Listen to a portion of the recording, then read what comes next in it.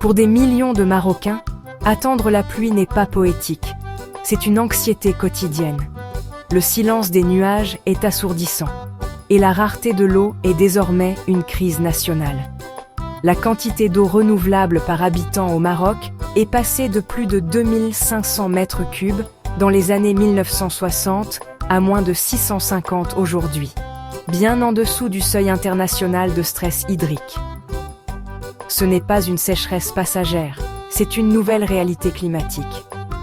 Dans des villes comme Casablanca, le rationnement de l'eau est une routine. Dans les plaines du Souss-Massa, les champs se transforment en poussière. Les anciens rythmes de pluie sont rompus et les étés deviennent plus longs et plus chauds, évaporant le peu d'eau qui reste. Le gouvernement a déclaré l'eau priorité nationale, le roi Mohamed VI appelant à une action urgente. Cette crise menace la sécurité alimentaire, l'industrie et la stabilité sociale. Le Maroc est en première ligne du changement climatique et sa réponse façonnera son avenir. La question: comment une nation survit-elle lorsque sa ressource la plus fondamentale disparaît? La sécheresse au Maroc n'est plus un cycle, c'est la nouvelle norme. Le pays a subi plus de 20 ans de déficit pluviométrique, avec 6 années consécutives de sécheresse sévère. Les barrages, autrefois l'épine dorsale de la sécurité hydrique, sont à des niveaux critiques, souvent seulement remplis à 25-30%. Chaque année, le Maroc perd 500 millions de mètres cubes d'eau renouvelable qui ne sont pas remplacés. L'agriculture, qui utilise plus de 80% de l'eau du pays, est en crise. Le changement climatique rend la Méditerranée plus chaude et plus sèche, avec des précipitations plus erratiques et des inondations éclairs destructrices. Les communautés rurales migrent vers des villes surpeuplées, mettant à rude épreuve les ressources.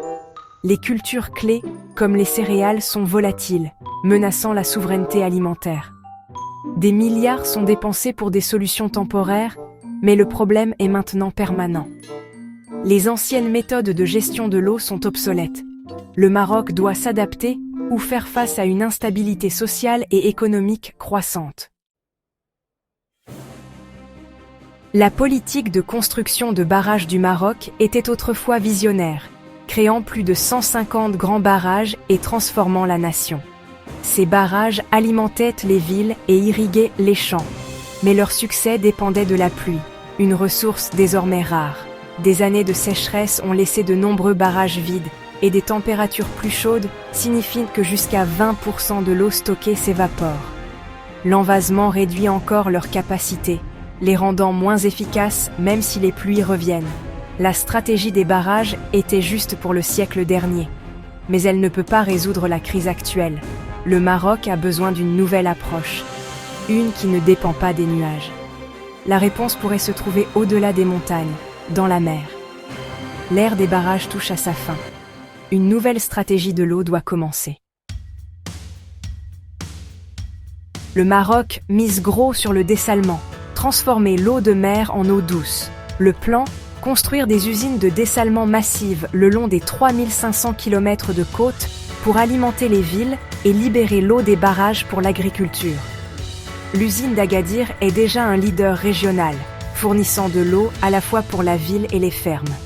La future usine de Casablanca sera parmi les plus grandes du monde, desservant plus de 6 millions de personnes. Le dessalement offre une indépendance vis-à-vis des précipitations et un approvisionnement en eau fiable pour la croissance urbaine et l'agriculture de haute valeur. Mais c'est coûteux et énergivore. La viabilité de cette stratégie dépend de l'alimentation de ces usines avec une énergie propre et abordable. La sécurité hydrique future du Maroc repose sur ce saut technologique. Le dessalement est une protection climatique pour l'économie, mais seulement s'il est durable.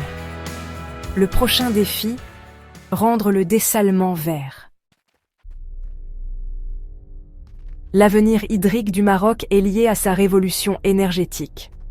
Des investissements massifs dans le solaire et l'éolien, comme le complexe Noor Ouarzazate, alimentent le dessalement et assurent l'indépendance hydrique. Ce nexus eau-énergie transforme un processus coûteux en une solution durable. le Maroc vise une souveraineté totale sur l'eau et l'énergie, transformant la vulnérabilité en force.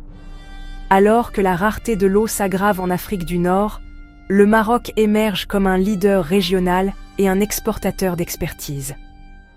La vision s'étend plus loin, utiliser les énergies renouvelables pour produire de l'hydrogène vert et de l'ammoniac, alimentant les industries et les exportations. Cette stratégie ancre le Maroc dans l'économie verte du XXIe siècle. Le nexus eau-énergie n'est que le début d'une transformation plus vaste. Le Maroc se positionne comme un phare du développement durable en Afrique. Le Maroc est confronté à un choix difficile, le succès ou l'échec de sa révolution de l'eau. Le succès exige des investissements massifs, des infrastructures améliorées et une coordination sans faille au sein du gouvernement.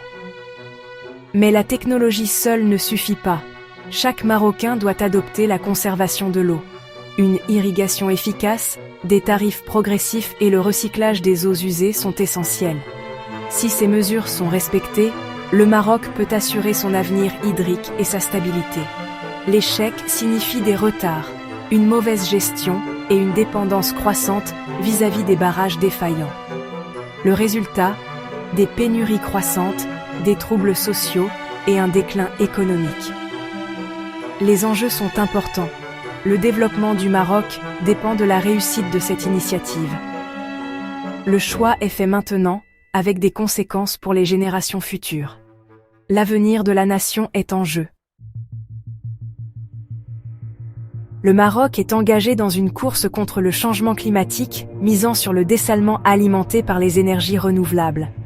Cette stratégie audacieuse est essentielle, mais non sans risque. Coût, complexité et nécessité d'un changement culturel dans l'utilisation de l'eau.